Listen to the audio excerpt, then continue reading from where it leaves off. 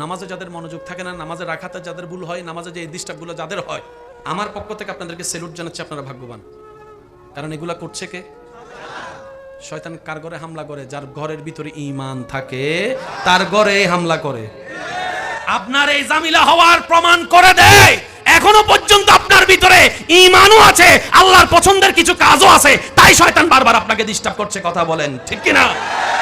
সেজন্য আজকে থেকে যখন ডিস্টার্ব হবে আপনি কইবেন থ্যাংক ইউ, তুই আসার কারণে বুঝতে পারছি বেটা আমার কাছে এখন ঈমান আছে। সবসময় নেগেটিভ চিন্তা করেন কেন? নেগেটিভের ভিতরও তো পজিটিভ আছে।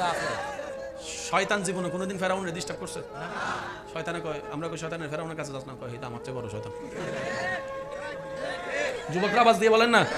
কিন্তু আমার কোনো যুবক ভাই যদি ফজরের নামাজ পড়তে চায়, তারে সব শোনায়, ওই অ্যালার্মটা শুনতে দেয় না।